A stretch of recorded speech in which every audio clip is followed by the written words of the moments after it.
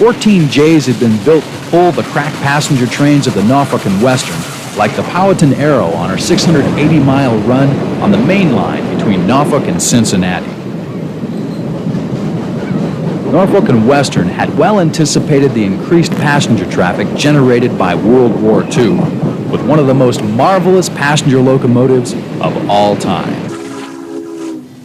Through the coal fields of the Virginias, where the major source of traffic and revenue for Norfolk and Western was mined, by 1953, J's were hauling 84% of Norfolk and Western's passenger traffic.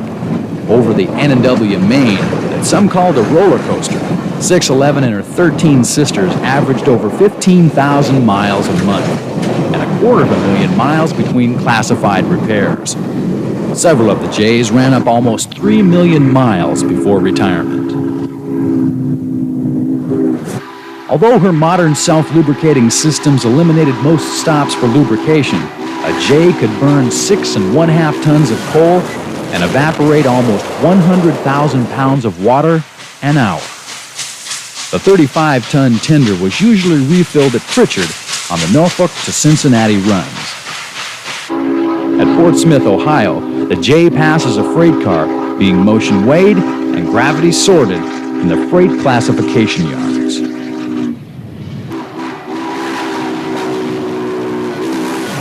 .611 and her 13 sisters could also be seen heading joint Norfolk and Western and Southern passenger trains like the Pelican, the Birmingham Special, and the all-silver Tennessean to and from our nation's capital. With their 70-inch driving wheels, large 27-inch cylinders, and 80,000-pound tractive effort, the J's pulled the Powhatan Arrow over 3 mountain ranges at an average speed of almost 45 miles an hour.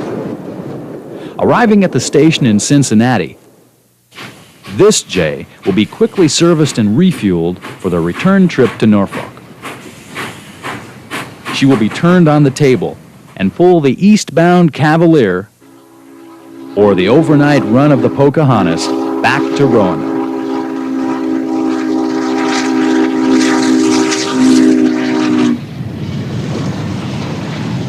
To maintain high speeds of over 100 miles an hour without rail damage, engineers have designed the J's with stiffer trucks, sacrificing some maneuverability.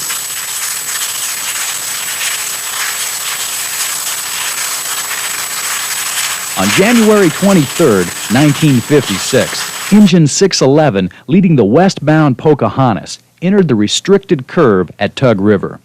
With her stiffened trucks and 7-foot-high center of gravity, she derailed, leaping over the eastbound main with her tender and lead cars. The engineer was killed, 8 crew members and 51 passengers injured.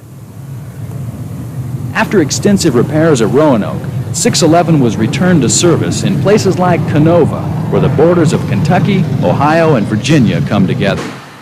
Class J number 611, 612, and 613, built for $250,000 each, would be the last passenger steam locomotives built for American railroads.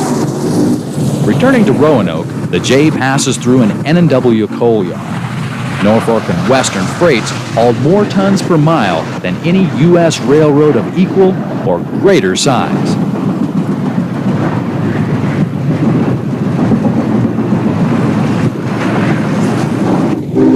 So well built are these 484s that the typical locomotive running at speeds up to 100 miles an hour would experience, on the average, only 3 broken stay bolts a year. In order for the modern steam locomotive to fulfill the N&W commitment to high availability, a complete self-lubricating system was built in. After being rotated on the turntable, this J will be inspected, have its ashes dumped, and be washed before heading for the service shed. Norfolk and Western was the first American railroad to install modern centralized servicing facilities. In the longhouse, or lubritorium, refilling the lubing system begins. This J's mechanical lubricators supply 208 different points on the locomotive and tender. Pressure grease fittings lube 72 points, while the valve oil lubricators provide for 12 other high-temperature points. The refilling system is so cleverly designed that the slip fittings of the lubricant supply hoses will attach only to the appropriate locomotive reservoir. 1 hour after her arrival, the J has been serviced, filled with coal, water, and sand, and is ready for another run.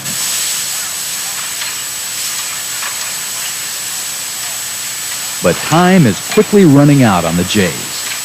Built in a year when 4 out of every 7 rail passengers were moved by diesel power, and the N&W was spending $1.55 for every passenger dollar it took in, 611 seemed doomed from the start. On October 24, 1959, barely escaping the scrapper's torch, she headed an NHRS excursion out of Roanoke, her last passenger trip for more than 20 years.